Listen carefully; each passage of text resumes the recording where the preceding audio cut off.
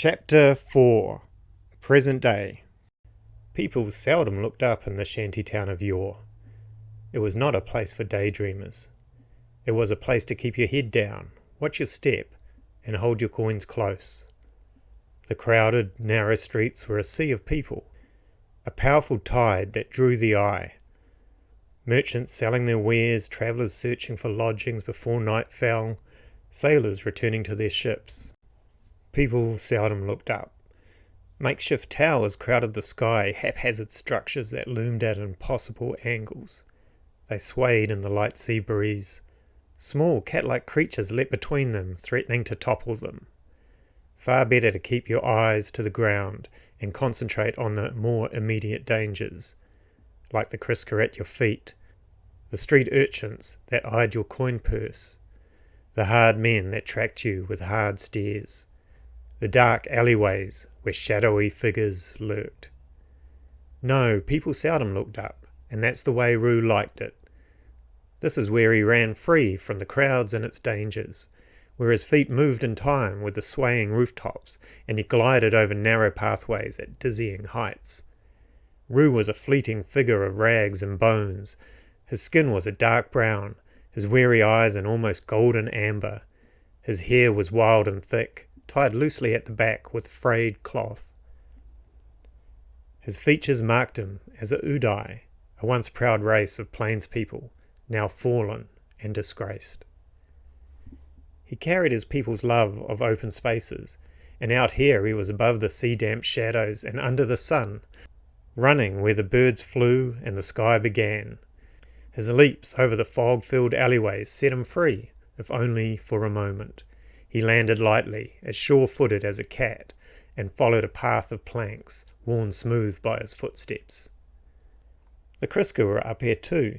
You couldn't escape them in yore. Long-bodied and agile, with a cat-like face and huge ears, they were well suited to climbing the towers, and could easily leap the huge distances between them. They knew Roo well, and seemed to delight in running with the boy.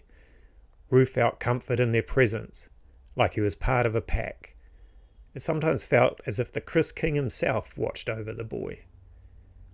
Roo was a runner, a messenger that ferried notes to all corners of the sprawling sea town.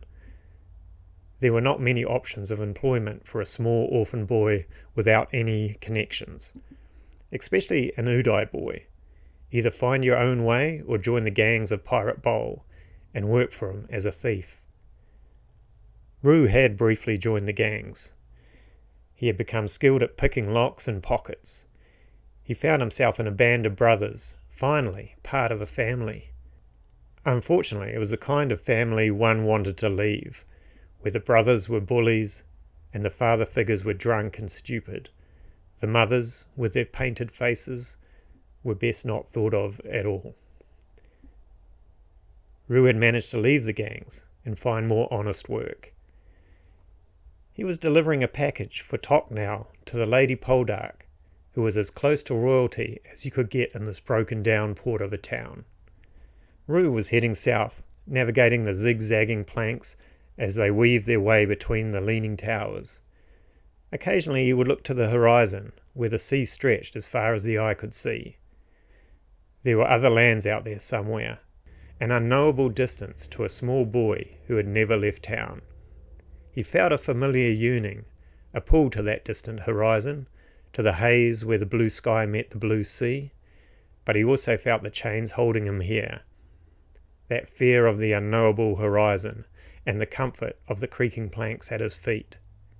He continued to run. His knowledge of the rooftops and his remarkable ability to navigate them had made him a prized runner. In a town where merchants fought tooth and nail for any edge, swift communication was a must, and Roo was the swiftest of them all. Free of the congestion in the foggy streets below, he could cover in a few minutes what it would take other messengers an hour. Few tried to imitate him. The daring leaps over 3-story alleyways or walking the narrow planks at dizzying heights either turned them back or lost them forever. Roo, however, loved it. The rooftops took him away from the world below. The air was fresh and the sky clear. From up here he could see another world not so far away. Giant redwoods loomed to the north, great trees so tall their branches disappeared into the clouds. Roo had listened to the tales of travellers and knew that a great lake lay behind the redwoods, and beyond that lake a jungle full of dark magic. Beyond that, another forest that was home to the elves, if they existed at all. He had never seen one. Even beyond that lay the cold-catched mountains, a wall of jagged rock that held back the winter from the north. It was in that eternal winter that the Duroth lived. Roo had seen a Duroth. He was tall and imposing, with a skin of blue hue that was covered in shimmering tattoos. As the boy climbed higher, scaling a knotted rope to get to the highest path of the planks, he paused to look north again, his eyes drawn to a bleeding mountain. That was the Dragon's Tooth, said to be the home of a sleeping dragon.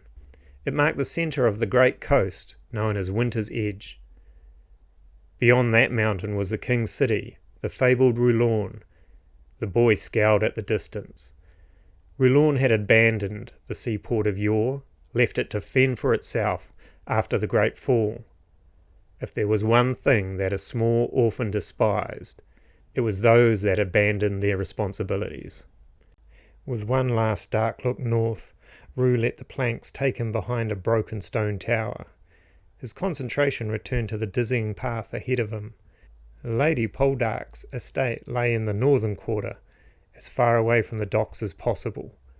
Hers was an old shipping family, made rich when yore was the gateway to the realm.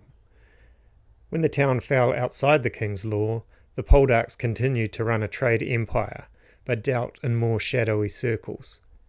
The northern quarter still tried to retain a sense of old-world civilizations, as the rest of yore fell into lawlessness.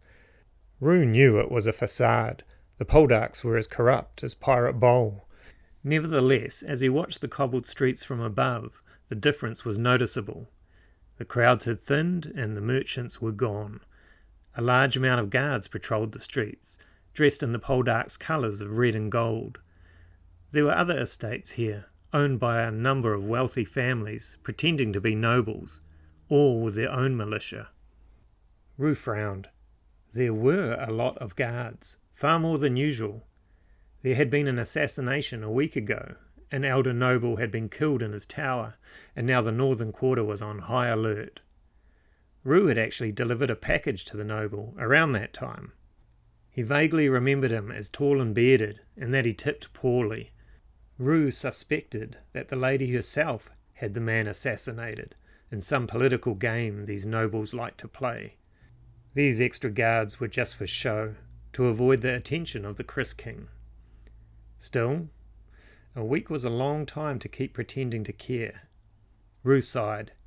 He would avoid the streets and the soldiers. Even at the best of times, the riffraff from the docks, especially in Uday, were not welcome in this quarter. If he tried to tell the guards he was bringing a delivery to the lady, they would just take it off him and pass it on themselves. Although miserly, the lady would still occasionally tip some coin. Fortunately, Roo knew a rooftop way to the estate. It involved a bit of agility, but nothing he couldn't handle. He made his way along the edge of a rickety wall, balancing with his arms wide. A few Kriska led the way, their long tails snaking behind them. When Roo got to its corner, he leapt lightly across the gap between the buildings, ignoring the 3-story drop below. Swiftly he zigzagged across a maze of old tiled rooftops and paused atop a high wall. A lush, well-kept garden spread out below. The boy's eyes narrowed as he quickly searched for guards.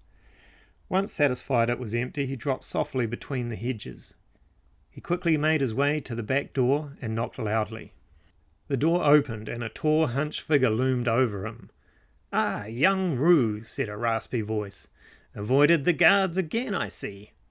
It was Gerald, the lady's butler. Roo breathed a sigh of relief. He had hoped it would be the old man. He had always treated Roo kindly. Roo held out the wrapped package. "A delivery from Tok, the tinker, for the lady, sir." The old man took the parcel. He must have once been an extremely tall man, almost hitting the doorframe, even as age bowed him. Ah, very good, young Roo. Any idea what it is? He brought it up to his ear and shook it gently. Roo shrugged. Just a watch, I think. I saw him repairing it last night. Oh, very boring then. Not one of his toys. Roo smiled. Tok made most of his coin fixing and maintaining mundane mechanical pieces, but he was best known for the intricate clockwork figures he made. People came from all over the land to buy the tinker's work. Very strange people, if Roo was being honest, of every possible race and lifestyle. He has almost finished your one, said Roo. Ah, that reminds me, said the butler, as he rummaged around his pockets. He pulled out something that glinted in the sunlight. It looked like a gold coin. I need you to get this to him, for my doll. He will know what to do with it. Roo took the coin and looked closer. It was definitely made of gold, but it was like no coin Roo had ever seen. It had a spiral of runes engraved on one side that led to a tiny gemstone that rested in its centre. It felt very heavy. What is it? Asked Roo. Just an heirloom. Best hide it, though. The tall man glanced around quickly. It looks valuable. You should take it to him yourself. No, the streets aren't safe at the moment. Especially for an old man. We are all accused of being wizards these days. Pirate Bowl is calling on the Chris King curse with the way he is treating us. Roo glanced up quickly at the old man. He did look like a wizard. Even in Yore, where the king's law held no power, magic was forbidden. It had almost destroyed half the town, and the fear of it existed to this day. The boy frowned and looked again at the carved runes on the coin. Gerald, he said carefully, where is this from? Gerald shrugged, but Roo caught a flash of fear in the old man's eyes. Up north, from the Jurath, I think. It looks forbidden, said Roo, unable to say the word magic out loud. Ah, it's just old. Here, I'll pay you well for the delivery. He pulled out a silver coin. It was about a week's worth of work for the boy. Roo hesitated. The strange coin must be worth a fortune. It was dangerous to carry anything valuable through this town. Pirate Bowl's gangs often targeted the runners on the off chance they had just been paid, or were delivering something of worth. Roo knew no one would believe him if he said he had been robbed, especially being an Udai. They would just assume he had stolen the item for himself, and that would spell the end of work for him. Gerald was also right on the way Pirate Bowl's gangs had been acting lately. They had been harassing a lot of the old folk, breaking into their houses and even searching them roughly and openly in the streets. They had accused them of being wizards. Roo suspected it was just a way to rob the poor folk in the light of day. It must be cutting close to earning the Chris King curse. Roo could understand Gerald's fear. Getting caught with an item that looked magical would spell trouble. The primal fear of magic could turn any group into a blood-thirsty mob. Gerald saw the hesitation. All right, a silver and 10 coppers. I just need to get it to Tok before he finishes my totem. Quickly, lad. The old man pushed more coin into the boy's hand. It was more than 10 coppers. Roo began to protest, but Gerald closed the door, leaving the boy alone in the yard. Roo sighed. That's the end of chapter 4.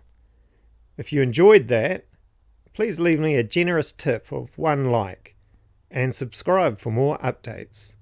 Thank you.